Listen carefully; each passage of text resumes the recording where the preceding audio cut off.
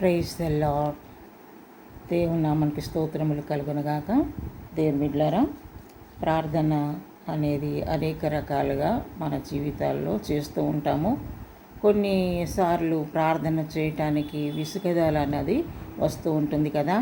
మరి ప్రార్థన చేసి చేసి చేసి ప్రభు నాకు ఏమి న్యాయం తీర్చలేదు, దేవుడు నాకు ఏమి సహాయం చేయలేదని అనేక మార్లు నీవు కృంగిపోయి ఉంటావేమో, అనేక మార్లు ప్రభువును నువ్వు ప్రశ్నించి ఉన్నావేమో దేవుని బిడ్డ. మరి నిజముగా బైబిల్ గ్రంథంలో కూడా మరి విసుకక ప్రార్థన చేయమని కూడా పరిశుద్ధాత్మ దేవుడు హెచ్చరిస్తూ ఉన్నాడు. 18వ లూకాసు వార్త 18వ అధ్యాయము 7వ వచనంలో దేవుడు తాను ఏర్పరచుకొనిన వారు దివారాత్రులు తన్ను గూర్చి మొరపెట్టుకొనుచుండగా వారికి న్యాయము తీర్చడా.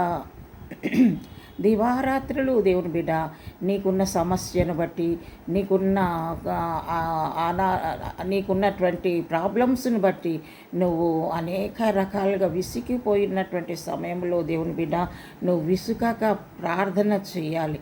నీకు అనేక రకాలుగా నీవు మరి కృంగిపోయి ఉన్నావేమో, మరి నీకు అనేక రకాలుగా నీకు జవాబు రాలేదనేసి అలసిపోయి ఉన్నావేమో. మరి ఈ యొక్క అధ్యాయంలో మనం చూసినట్లయితే 18వ అధ్యాయంలో, లూకాసు వార్త 18వ అధ్యాయము 1వ వచనము, వారు విసుకక నిత్యము ప్రార్థన చేయుచుండుట అనుటకు ఆయన వారితో ఈ ఉపమానము చెప్పాను. ప్రభువైనటువంటి యేసు కొన్ని సందర్భాలలో కొందరికి కొన్ని ఉపమానాలు చెప్పి బలపరిచినట్లుగా మనము ఈ బైబిల్ గ్రంథంలో మనం చూస్తున్నాం. ఇక్కడ కూడా విసుకక ప్రార్థన చేయటానికి మరి దేవుడు ఒక ఉపమానం చెప్తున్నాడు.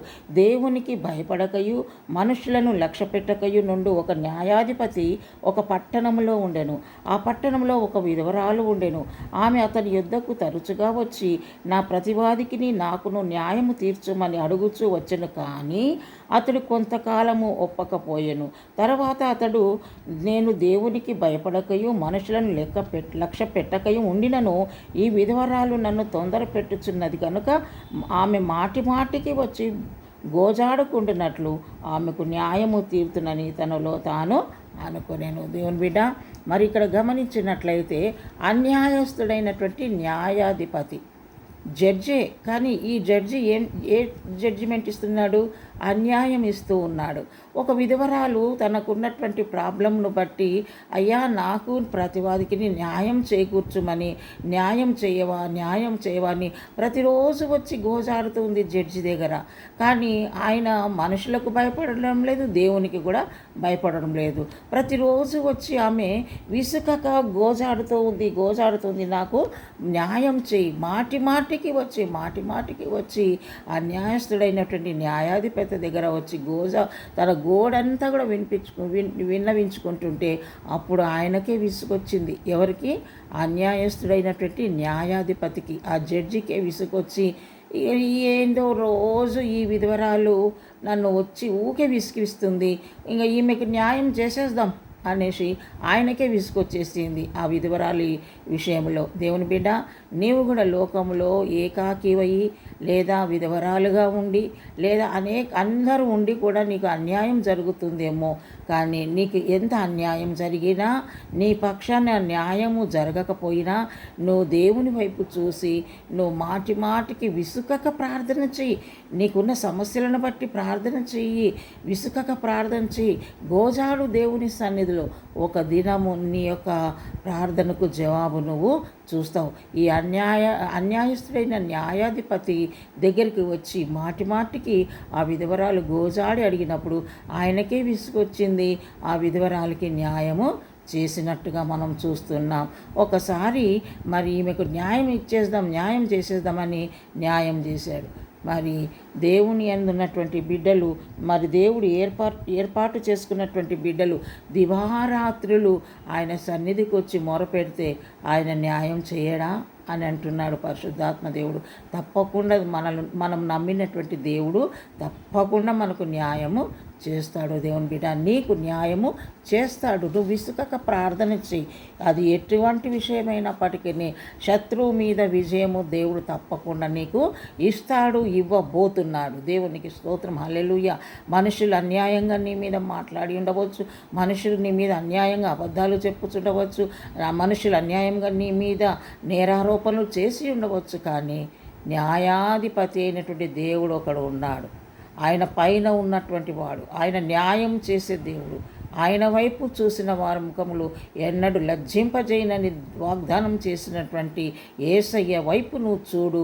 తప్పకుండా దేవుడు నీ ప్రార్థనకు ఫలితాన్ని నువ్వు పొందుకోబోతున్నావు. తప్పకుండా దేవుడు నీకు న్యాయం చేస్తాడు. దేవుని బిడ్డ, నువ్వు ఏమాత్రం కృంగిపోవద్దు, ప్రార్థన మానవద్దు, విసుకక నువ్వు ప్రార్థన చేయి. నీలో విసుగుదల అన్నది రాకూడదు. మరి దేవుని సన్నిధిలో నువ్వు విసుకక ప్రార్థన చేస్తే తప్పకుండా దేవుడు నీ పక్షాన వ్యాజ్యమాడి శత్రువుల మీద నీకు విజయము ఇవ్వబోతున్నాడు. దేవునికి స్తోత్రం. హల్లెలూయా. రబ షబల రబందరబ జీసస్. హల్లెలూయా. ఆయన జయ జీవితం ఇచ్చే దేవుడు, శత్రు కీడు నుంచి నిన్ను విడిపించే దేవుడు, చీకటిలో నుంచి బయటికి నిన్ను నడిపించే దేవుడు. దేవునికి స్తోత్రం. హల్లెలూయా. హల్లెలూయా. దేవుని బిడ్డ, నువ్వు భయపడవద్దు. దేవుని వైపు చూడు, విసుకక ప్రార్థన చేయు. తప్పకుండా దేవుడు నీకు జయం ఇస్తాడు, జయం ఇవ్వబోతున్నాడు. దేవుడి కొద్ది మాటలు దీవించునుగాక. దేవుని బిడ్డ, ప్రార్థన చేసుకుందాం. పరిశుద్ధాత్మ దేవా, నీకు వందనాలు. ఈ సమయంలో ఎంతమంది అయితే ప్రభువా అన్యాయానికి గురి అయిపోయి ఎక్కడ కూడా న్యాయం లేకుండా ప్రభువా కృంగిపోయి ఉంటున్నారో, ప్రార్థన చేయటానికి కూడా విసుగుదల కలిగి ఉంటున్నారు, అట్టి బిడ్డలందరినీ నీ పాదసందులో మొరపెట్టుకుంటున్నాను. అయ్యా, బిడ్డల పక్షాన మీరు కార్యం చేయండి. శత్రువుల ఎదుట తల ఎత్తువారుగా చేస్తానంటున్నావు ప్రభువా, నీకు వందనాలు. శత్రువుల ఎదుటని ప్రభు నువ్వు నిలబెట్టే దేవుడు నాయన. శత్రువు ఎటువంటి కీడు తలపెట్టినప్పటికీ నాయన, ఆ కీడు నుంచి నువ్వు విడిపించే దేవుడు కనుక విసుకక ప్రార్థన చేసి, నువ్వు న్యాయవంతుడైన దేవుడు కనుక నువ్వు న్యాయం చేస్తావన్న నమ్మకంతో బిడ్డలందరూ నాయన నీ వైపు చూసి ముందుకు సాగి జయ జీవితం పొందుకున్నటకు నువ్వు సహాయం చేయమని ప్రార్థిస్తున్నాను. కృప చూపండి. జయ జీవితముల చేత నీ బిడ్డలను నింపి నడిపించుము నాయన. కృప చూపము. యేసు నామములో ప్రార్థిస్తున్నాము తండ్రి. ఆమేన్. Praise the Lord. ఈ యొక్క మెసేజ్ను అందరికీ ఫార్వర్డ్ చేయండి. సబ్స్క్రైబ్ చేయని వాళ్ళు సబ్స్క్రైబ్ చేయండి. మరి లైక్ చేయనటువంటి వారు లైక్ కూడా చేయండి. అనేకులకు ఈ యొక్క వాక్యాన్ని మీరు ఫార్వర్డ్ చేయండి. మీ స్నేహితులకు, మీ బంధువులకు, మరి ఈ యొక్క వాక్యాన్ని ఇష్టపడుతున్నటువంటి వారందరికీ కూడా ఈ మెసేజ్లు ఫార్వర్డ్ చేయండి. ఎల్ షద్దై ప్రేయర్ పవర్ మినిస్ట్రీని, ఈ ఛానల్ను మీరు, ఈ యొక్క పరిచర్యను మీరు బలపరచవలసిందిగా కోరుతున్నాను. Praise the Lord. దేవుడు మిమ్మల్ని దీవించునుగాక.